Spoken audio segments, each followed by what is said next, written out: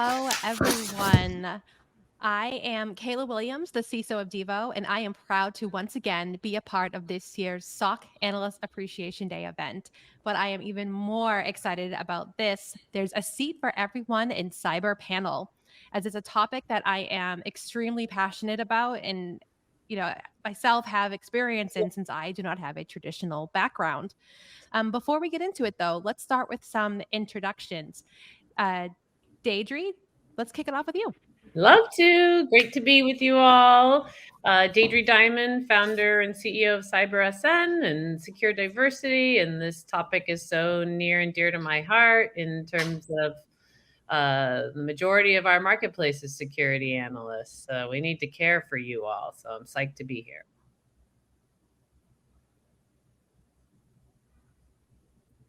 You're muted, Kayla. Tish? Hi, lovely to be here. My name is Tish. I am a security engineer at Postman. Also doing a lot of SOC analyst work behind the scenes as well. Also, I'm an advocate for diversity in tech. I'm also an AWS second year community builder, a Google facilitator. I host a couple of Discords. I love CTFs, although I'm not really good at them. I'm good at the Googling part for them. I'm a mom, a baker, and also a former flight attendant. Wow, that's a lot. A mouthful. Wow. Iboro? Hello, my name is Iboro Philip. I am a Cyversity intern. I am steadily making inroads into cybersecurity, and I am glad to be on the panel today. Nice to meet you. Thank you. Bennett? How y'all doing today, everybody? My name is Bennett, founder of Bennett. I'm a cybersecurity education company dedicated to educating multiple audiences. However, ultimately, I have 5 years of experience in the corporate world of cybersecurity as a cybersecurity analyst. Thank you. Wonderful. So happy to have you all here. So let's kick things off. Deidre, I'd like to start with you since I've known you for quite some time, and I know you are a data-driven individual like myself. So, what's your perspective on the progress that's been made so far, with bringing more diversity into cybersecurity? Are there successes you've seen or, areas where we still need to do some more work? Yeah, absolutely. Well, the interesting part about being a SOC analyst is that there's all different types of SOC analysts. And we all know that the title itself is so generic that we're really talking about, probably 20 different types of jobs. I mean, I have a list of titles in our career center that says, here's all the different ones. So if we look at that, which is about 70,000 jobs posted at any given time for that title, within that, how's diversity doing? Better than before. We're making progress. We've got a lot of work to do. Luckily, there's great organizations out there doing that work. So I know one of them is represented by Cyversity here, which is a program I love and have been involved with forever. And so thankfully we're making progress, and thanks to education institutes, and I'm sure Bennett can talk about this, getting to communities. Not just a 4-year degree is how you get in, that's making a difference. So we've got a lot of work to do, and I encourage everybody to get involved because this business of security still isn't even known by the majority of people, never mind being a minority or not. Yeah, I think that's a great segue to Bennett and Iboro. What has your experience been? Because I believe you're both involved with Cyversity, and maybe you can just kind of give a quick, brief background on what that is for our audience who may not be familiar with it, and talk about your experiences a little. Of course, if you don't mind, I'd like to go first with that one. Okay. Yeah. So I'm a chapter president for Texas specifically. I started in 2021 just because I believe in the mission, and simply what Cyversity's mission is dedicated to increasing women, veterans, and minorities in cybersecurity ultimately. And it does this through a variety of ways, whether it's through scholarships, whether it's through training platforms, educations, mentoring, or simply providing job opportunities itself. And one of the main reasons why I am such an advocate for it is because I've gotten 3 out of 4 of my positions in corporate America from those connections that I made through leveraging my network in Cyversity. So that's just something that I have been able to get out of it. And yes, I would agree that the field is allowing more folks to be included in it, regardless of their backgrounds, which ultimately helps because everyone is able to bring a specific and unique perspective, specifically because of their journey themselves. But I'll hold off for now. Iboro. Yeah. But Bennett said it all. What Cyversity has been all about. It's more like constantly trying to make a way for women and underrepresented minorities to get into the field through diversifying things and educating and empowering people through programs that they have, like you mentioned, the sponsorship, the mentorship program that I am in. And for me, Cyversity has been my major place where I have gotten to know more about cybersecurity. Just being involved with Cyversity, has given me a room to get in touch with professionals, and they've actually opened doors for me in places that I never imagined. I think there's been a lot of progress, like we've said, but there's still more to be done, a whole lot more to be done. Absolutely. Tish, I don't want to cut you off. I saw you about to say something. No, I agree. There's definitely a lot more that needs to be done. There's definitely means where we need to amplify this industry because, like Deidre said, a lot of people don't even know we exist or it exists. Yeah, we're all keyboards and a hoodie still to a lot of people, right? And to the point of how much more work we have to do at Secure Diversity, our programs beyond the Day of Security event, which is for everybody, new and not new, and underrepresented genders, is executive cohorts. Because I've been now out here for 9 years, and I'm like, okay, we're bringing diversity in, but there's I'm seeing a ceiling, and I'm not liking that ceiling at all. So that focus with SANS and executive cohorts is really, important to me. And so I think that the work, as I mentioned, of equality, I'll be keynoting at Cyversity actually's conference this year at the gala at the end of October. And what I'm really talking about is this, equity comes before diversity, and inclusion is just the beginning of it. It's not where we want to get to, where we end. It's just the beginnings, because equity is where we're now getting ourselves to ceilings. And so I certainly plan to continue to focus on that as well. Yes, it's certainly a journey more than it is, a destination. And then one of the things that I found, while there has been progress made, there are still constraints across the board. And I think we touched upon it a little bit a few moments ago, and I apologize, I forget who alluded to it, but, college degrees and job requirements may not be the necessary background that you want for your roles. If you don't understand the role itself, which, let's be honest, there's many roles that can be filled in security, and each role has its own description depending on what industry and company you work in.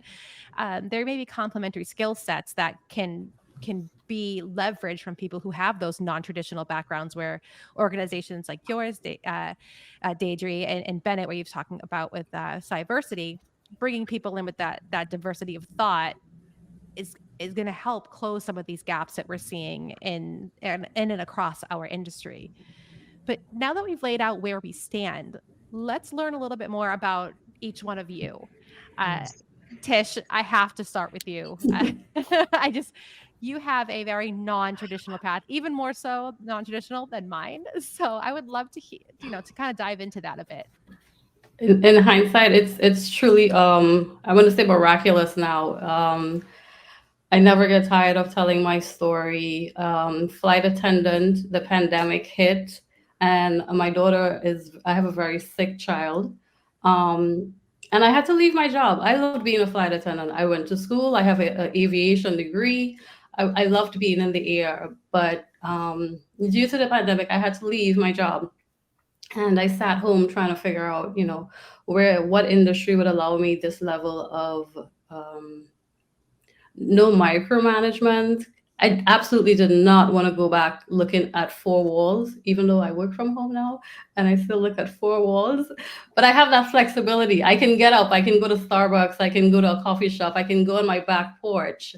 And I wanted that lifestyle. I wanted something that was a little bit more freeing because it's who I am. It's you know, I best express my personality, my work ethic. It allows me to be free. I wanted that.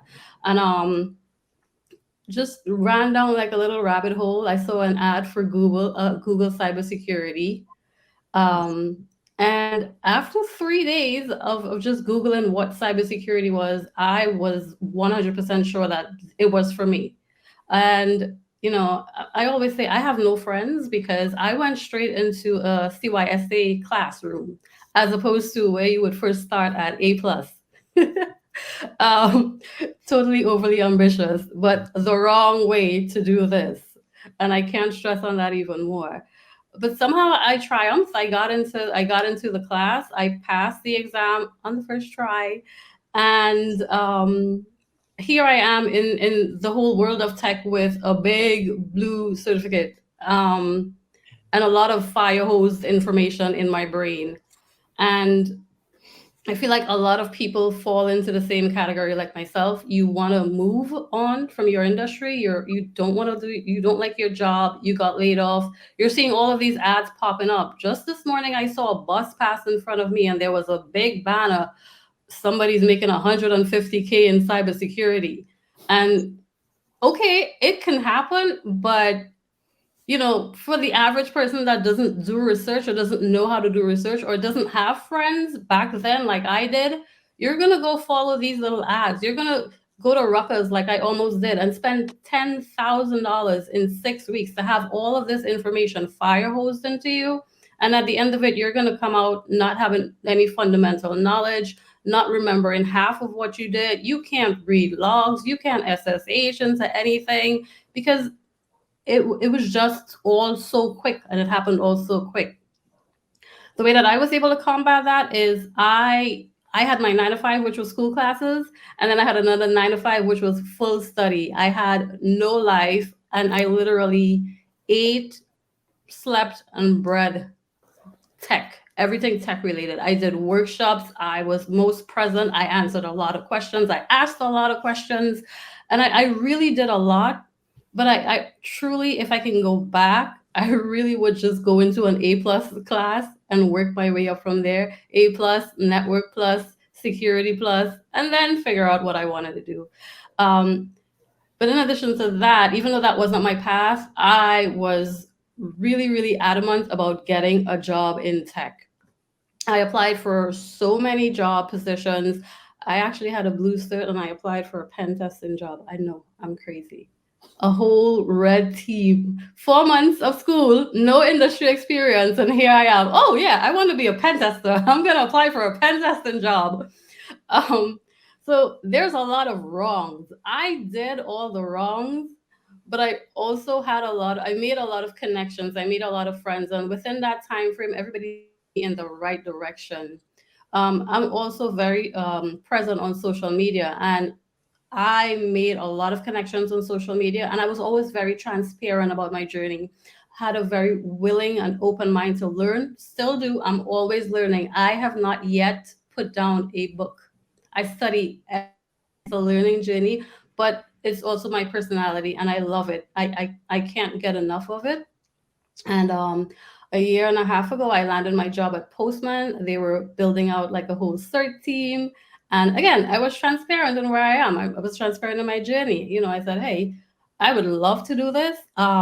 Major imposter syndrome, I cannot do this. Or I can try to do this, but can you give me like a little test first? Or can we have a conversation and let me explain to you what's my journey, where I am, what are my strong points?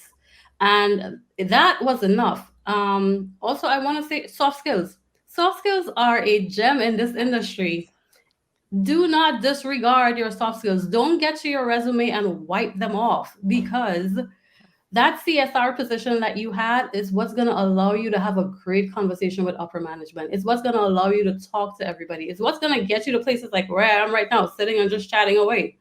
Yeah, no, that right there, I think is, well, first of all, before I forget, you are an inspiration. That is an incredible story of perseverance and, just getting it done. And I think that's incredible. So I do want to acknowledge that, that you are very inspiring. I also have a very non-traditional background. I have a degree in accounting.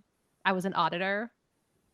I'm reformed. I'm reformed. I'm not an auditor anymore, right? So I can appreciate the struggle of that, of kind of overcoming those hurdles. But what you just said, I just wanted to really quickly touch upon the soft skills piece, because how many times have we all dealt with stakeholders that we've had to exhibit patience and outside the box thinking to get them to come around to whatever we were trying to get them to do, to get buy-in for, having attention to detail, being organized, having that calm demeanor of an EQ and empathy for situations and things. I think that's a really key point that you just said. Like, technical skills are great, and the ability to be a inquisitive person and always wanting to learn, but having soft skills is often overlooked. And I think it's really important to note, like, don't erase them from your CV. You're absolutely right on that one, Tish. And I do want to kind of talk to Iboro and Bennett really quickly, because you've come a different way into the security field, via education, that path. You have the academic route, if you will. So, networking events, academic routes, do you have any advice for folks, either of you? Iboro, we can start with you on how to move into this field. Yeah, I'll go with that. My foray into cybersecurity has been mostly started in 2020, early 2020, when I came to the US in 2019, and I tried buying 2 pairs of shoes online and I was scammed. And when that happened, I was broken, I was angry, but then I didn't want others to go through what I went through. So I went ahead and decided to go in and learn ways to be able to help myself and help others as well. So going through school and getting into the school as well gave me opportunity to relate with instructors and people and get to know what the culture out here in the US is. And it has given me a much grounded knowledge of the networks and all that kind of stuff. And just coming from where I didn't know much about computers and getting to know a whole lot more, getting to take the Security Plus, getting to learn so much more about the security world. It's more like a part that it's unique to me, and every other person's part is unique. So it's more for everyone that wants to get into security. Is about knowing your why. If you discover your why, that takes you a whole lot ahead. And once you know your why, that opens doors for you and will give you a room to look out for what's reasonable, what will take you to where you want to go to. And if you want to get there, the most important thing I would say that one needs to do is get a mentor. For me, getting into the Cyversity mentorship program made me understand what it is all about, what I am expected to do, and what is expected of me. So I would say get into a mentorship program, look for a way to network with other cybersecurity professionals, and if you can, leverage LinkedIn. LinkedIn is a place that the cybersecurity community out there is very welcoming. And once you get on there, you'll see resources, a whole lot of resources, and you'll be able to tailor your path to what works for you. Bennett, did you have any comments on? Oh, sorry, go ahead. No, you did. I was gonna say, I guess that's my cue, but I didn't. I want to make sure nobody else had any responses off of that, because I definitely do. And focusing on the traditional path, because I would even argue what is traditional in cybersecurity since it's so new. However, I do understand that when traditional is used, it's more so in the usual route of going to college for a degree in X, Y, and Z. So I'm not going to knock that. But my path was traditional in that sense. And one of the things I can say I've noticed from a lot of people is for lack of better words, the entitlement. And I say that in the sense that there is a strong assumption that once you have a degree, doors come flying open to you due to the aspect I was mentioned earlier about the cybersecurity in 10 or less weeks, or in 1 year or less, in whatever short duration of time. Yeah. No, never mind. I'm gonna go on a whole different tangent. So I won't do that. I almost did, but I won't do it. So I say that to say, while I did take that route, and there's a lot of entitlement because of what is pushed out in society. Because of course, somebody who doesn't know anything will take verbatim whatever they are told from advertisers and marketers. Point I'm making is that's not the reality. And with that not being the reality, one of the most important things I would say for those who go to college or don't go to college, go traditional routes or don't, whether certs, trade schools, boot camps, curriculums, whatever the case may be, is just because you obtained whatever it is that qualified you for it, you must apply action. I've had many peers who were not able to do, or did not do, because they were able to, they just chose not to, whether it's lack of belief, confidence, whatever the case is. They chose not to hit the ground running with the action and by applying action. And my overall point is, regardless of how you obtain the proof that you are eligible and knowledgeable in this field, you must apply action. Even if you don't have all the knowledge in reality, focusing on those soft skills, which is the whole point of this conversation, those soft skills can show how much different you are, how much more valuable, whatever the case, whatever word you want to insert there, but you're able to show that you are more well equipped for the role, because not only do you have that technical knowledge, you also have those soft skills, so you're able to advocate and explain such hard terminology in such a way. Simply. So all that to say, regardless of traditional or non-traditional, make sure you apply the action to do it, because those who go the traditional route assume it's because they went that route, it's easier, and that's not always the case. That's all. Yeah, I would love to piggyback off that, Bennett. I think a lot of people come into being a cybersecurity professional and find it extremely hard to get a job, to your point. And that's where, however their reaction, it's I would imagine it's appropriate in that it stinks. You see the bus go by, as Tish said, and here you are, and you're not getting on the bus, and so I think that's comes down to, again, these job titles. Most of these jobs that are published aren't truly new to cyber and have all these ridiculous, CISSP requirements, and yet it says entry level. So everybody just applies to everything. And so we can't, discount the broken job searching and matching process that we have as to why it feels that way too. But what I heard from all three of you is just near and dear to my heart, as somebody who's been talking about EQ skills and networking as a key to career in general, no matter where you are, in that you all owned it and are promoting doing that is key.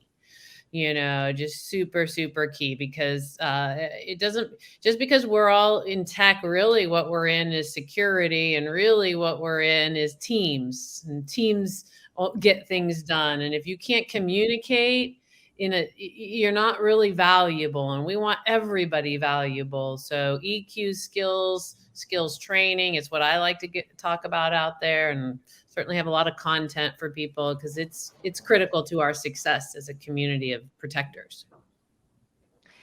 Absolutely. And that I don't think I could have said that any better. As a hiring manager, though, and I'm sure, Deidre, you've probably seen this in just your line of work, there's so many jobs that are open right now, but yet we keep hearing that there's this skills shortage. And I really, truly feel that it's because of a couple factors. One, job descriptions are not correct, that people are Googling or Binging or whatever, insert search engine name here, and just taking a generic job description and saying, yep, that'll do, when really they need someone that has a different set of skills, or a portion of some of these skills, or different combinations, and then the EQ piece is obviously left out of those.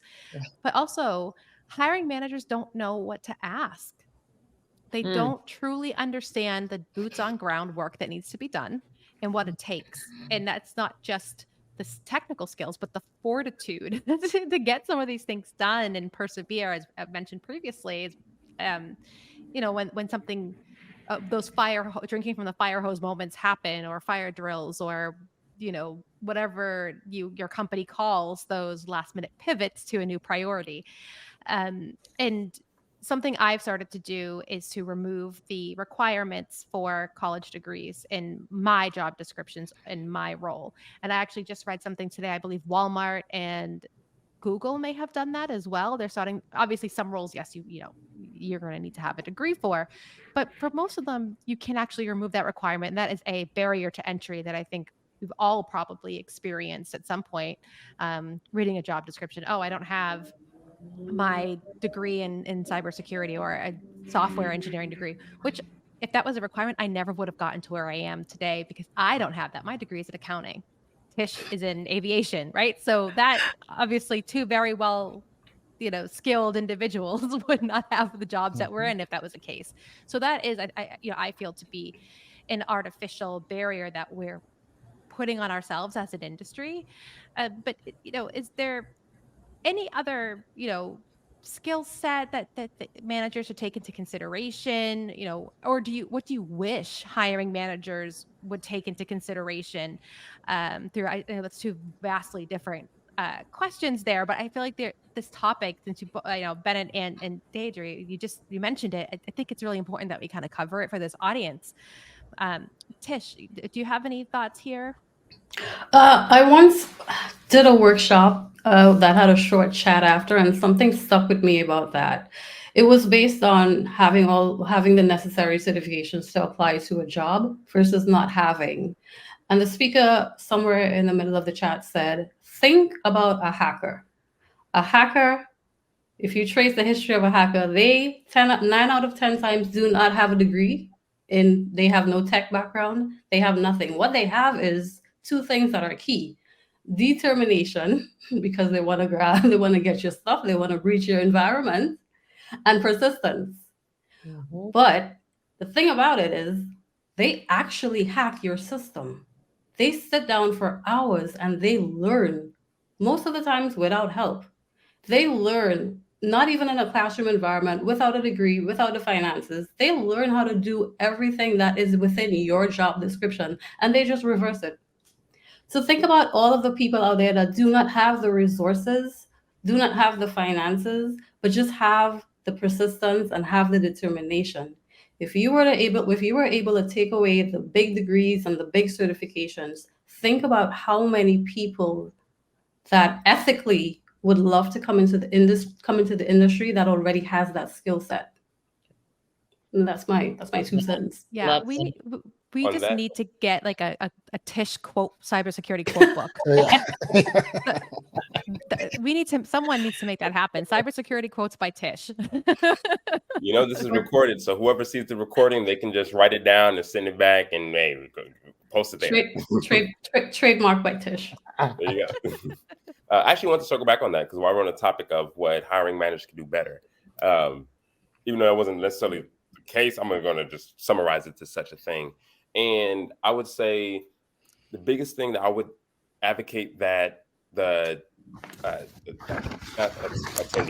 applicants need to possess from the hiring manager perspective, I would like to say that hiring managers don't necessarily focus on the potential. And that is a problem for me. As a person who went the traditional route, so technically I've never encountered the obstacle of, hey, you need to have a degree. And I never thought, oh, snap, I don't have a degree, I can't apply. I don't apply. If anything, I thought the opposite, in the sense that I went 4 years, X, Y, and Z investments, whether it's debt or whatever, grants, scholarships, etc. I did all that time to do something, and I actually had a coworker at my first job who was able to have the same job I have, but he wisely dedicated 1 year of his life to getting 5 CompTIA certifications: A+, Security Plus, CISA, which is not CISA, but CYSA, plus, and then like a couple other ones, a network and then another one. Point is, he took 1 year and was able to get the same job I got after a full 4 years of education, which was degree, certification, and an internship itself. Ultimately, I say to say, like, as a person, I was on the opposite end. I felt frustrated, but I also was able to acknowledge and appreciate the reason for such opportunity, because as a person, regardless of your background, hiring managers do not understand. Oh, okay, I'm sorry. With HR, there is a lack of understanding exactly what a lot of cybersecurity analysts do. And because of that disconnect, they get told something, they have no questions, they post it.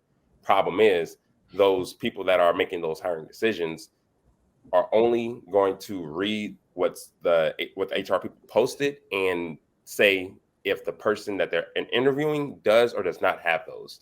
And when I say that, it's like, do they have those right now? But not, are they able to acquire that with study? A lot of companies don't want to invest in their coworkers or their possible potential workers, whoever the case is, but they want to invest. They want it to be perfect already by the time that they start on day one.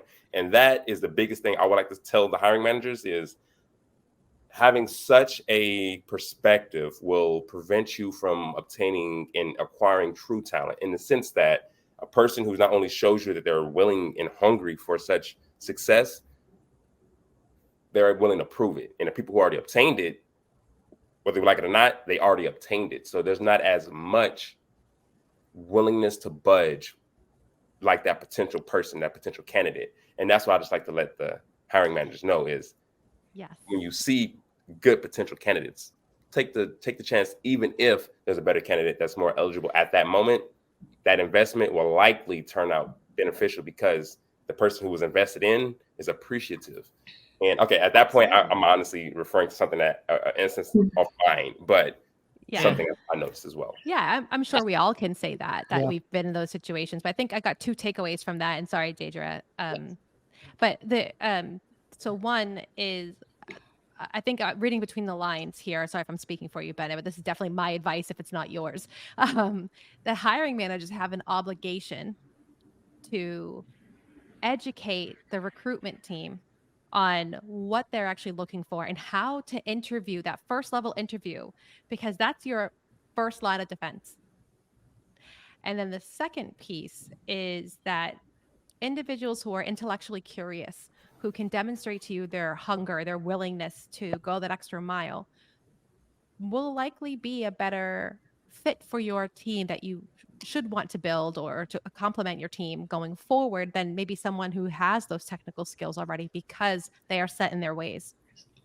And that, I think, is 2 really good like nuggets of wisdom for hiring managers. And I do appreciate that, you said that. And thank you for that. And sorry, Deidre. Yeah, no. I'm glad you summed it up, because I really want to say totally correct. And the cyber leaders have to have experience, because their budgets are trash in terms of succession planning. It doesn't even exist, not even in play. And I work and have them as my clients, and we work desperately to help them to figure out how to retain talent, not just hire, with budgets that are the way they are. And so what we got to realize is these programs, to your point, Bennett, where people come in and they can actually be valuable day one and they don't have to get trained. Those are the people that are going to get picked up. And that's where education and, employment have to have tighter plans together, because what ended up happening prior to all of these groups is, everybody trying to get in and what have you, right? So it's super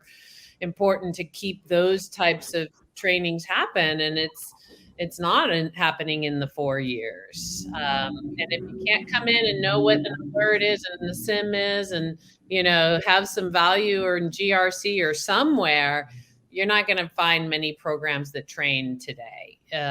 So we gotta do that. And to your point, Kayla, for recruiters and being the screeners, one of the worst things that's going on is all of these security leaders are overworked, and they've got, their lives are hardly in existence, and they've been playing this game a lot longer. And so to show up and have an interview of a bad screen, it's just terrible.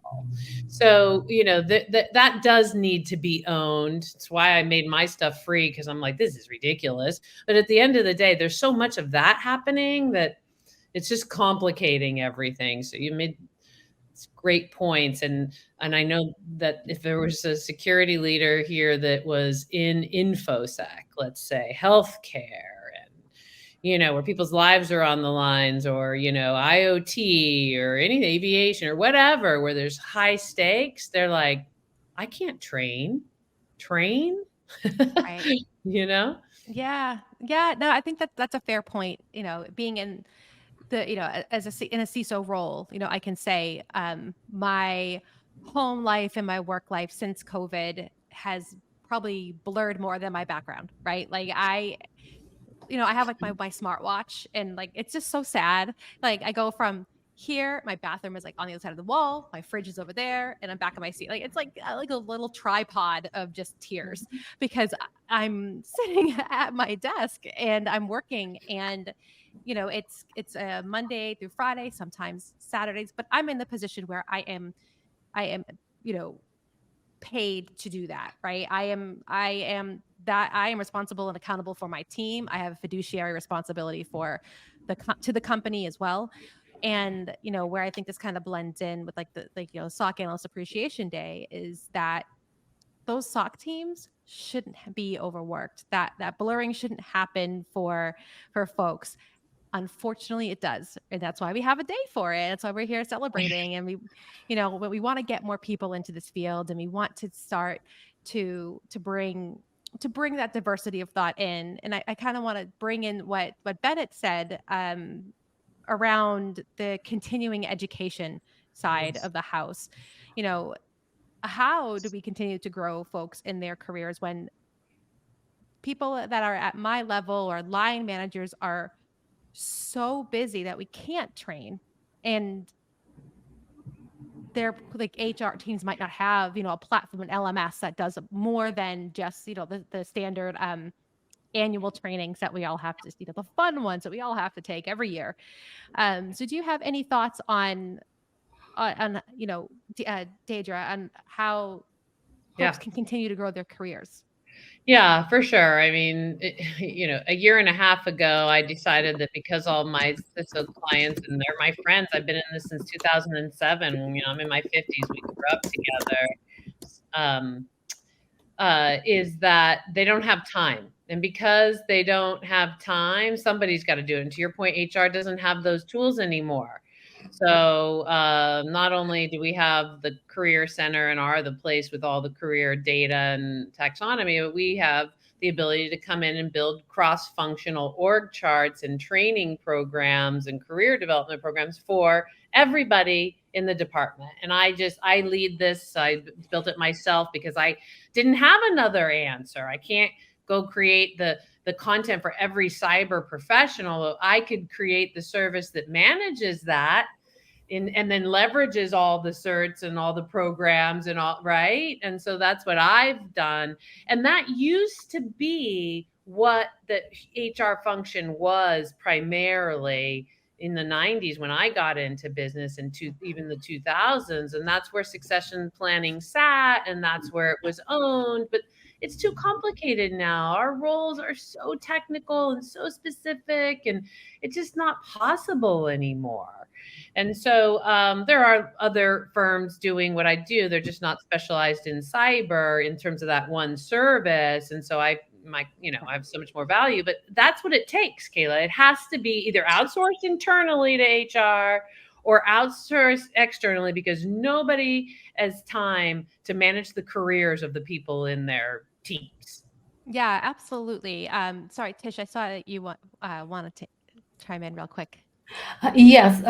So at my company, fortunately, we have not built-in training, but some companies do provide those external training platforms, A Cloud Guru, Udemy Business, stuff like that, which I think it's a positive step in the right direction. I also want to encourage everyone that even if your company does not allow this, there are things like the AWS Community Builders Program that provides a wealth of knowledge outside of your day-to-day job. You can go in there. You can have a lot of connections as well, and you can find mentors, mentees, workshops, connections, and learning paths for people to talk to help you have that external learning that applies directly to your position in your job as well. So don't be dismayed if work doesn't offer all of the training. Just know that there are other organizations that are free that you can join in. Google also has a program. Please, let's never discredit the gem that Discord is. Hop on a Discord, join some groups, and definitely find a way around not having that training at work. Find ways to get it on the outside because it is available. So don't despair. It is available. It's out there. Yeah, and Iboro mentioned earlier LinkedIn. Let's not discount the what's available there from a networking perspective as well. That's been a key for me, being in those groups of peers and like-minded individuals. But Bennett, did you want to add? Yeah, so actually I was going to go like an opposite direction, and it was going to be more so to the case that when you're starting out, people are more than willing to sacrifice a weekend or couple, luxurious leisure times to study, right? And that's understandable. But at some point, though, you get consistent, or you got the job already, and you still need to study to stay up to date with the current trends, current attack vectors, and all these other approaches. But the reality is, after you work a 48-hour week, are you really going to want to study the minute you get off work?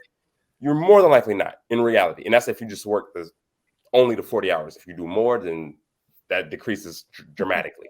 Point I'm making is, I would argue that companies should, get or hire or outsource, whatever you want to call it, but like a training platform. But more importantly, have a time designated throughout the week or a month, if a week is too much, too frequent, but a time during the workday where the analysts or workers study to upskill. Because while I understand entirely the notion to study outside of work to prove that you're serious about it and all these other things, the reality is, if you leave it up to your employees, how many of them, if not yourself, will actually go out of their way to study and learn the newest attack vector, or the newest vulnerability, the newest remediation tactic, as they would if they were off the clock. So ultimately, I say this all to say, I would even say I would like it in the ideal perfect world, it to be included in the 40-hour work week. Take a certain portion of a Friday, a Tuesday, or whatever day, the slowest part of the day, routinely on average, take that and dedicate that to studying, because that would be the best way to ensure those professionals are able to upskill by learning whatever platform they need to. They can ensure it, because only them and or the department knows what's prioritized due to what's the work duties and the workload itself. Absolutely. Only they know. Absolutely. I couldn't agree with you more on that. To add on to that, I set aside 20% of time for my team every week to do that. And I encourage other line managers to do the same. It is only to your benefit and to your company's benefit. It's not that if someone's going to upskill, they're going to leave. That is a very old, outdated mentality. They are better equipped to handle the risks that your organization is facing, because the attack surface changes every day. And you can't be an expert in everything all the time. So you need people that can be upskilled across multiple domains. And I think that is so important, that these old, outdated mentalities go away. And I want to, also add that, the outdated, stigmas around you have to have a 4-year college degree.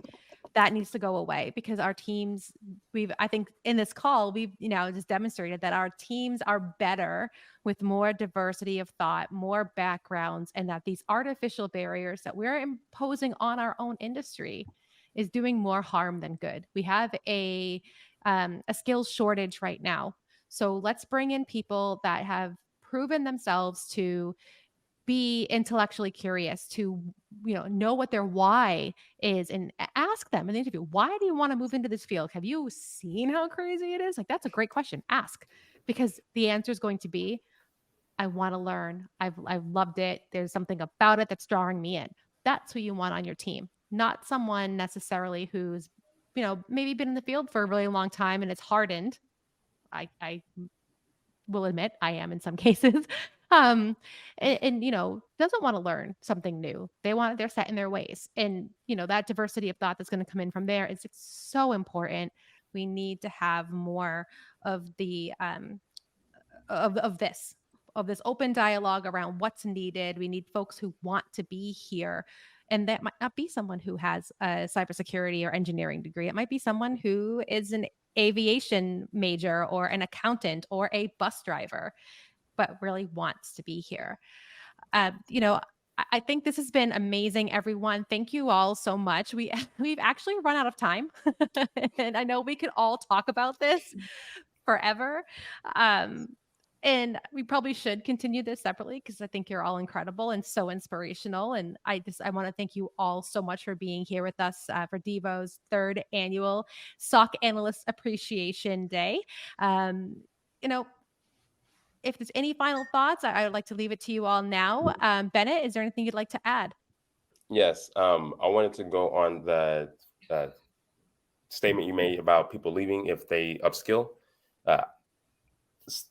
Due to time, I won't go to long detail, but simply speaking, if a employer invests in their employees enough to the point where they, the employees are satisfied, they have little reason to leave. Because realistically, to apply, to interview, to make sure you're good for your interview and all that other stuff is just it's exhausting and time consuming in reality. And we don't want to do it. I don't want to do it at least, but we will if it means to get a promotion or whatever the case is. Point is, if a company is concerned that the minute they upskill their employees, then employees leave, that means to me that they know that they have a toxic culture, in my opinion, if you expect that. So I'm at a company right now that, I literally can get an offer for the same, if not 10% more, and will actually willingly deny it to stay at my current company because of satisfaction, employee satisfaction. My whole point is, if you're a good employer and your company cares for you or you care for your employees, they won't want to leave because they're more knowledgeable. Ideally, knowledge means they're able to do their work better. So if you don't want to do that because you want to keep them under wraps, well, ... I'll leave it there. Sort of like a treat me right and I will work for you, sir. Yeah. Yeah, no, thank you. I think that's a perfect way to end this. Thank you so much, Bennett. That was great. I love the pedestal. It's great. Thank you all so much for being here with me today and having this wonderful conversation about, there's a seat for everyone in cyber, and we all can do something to continue to bring in diversity of thought. And thank you again. I hope you all have a good rest of your day. Thank you. Thank you. Thank you. Thank you. Thank you.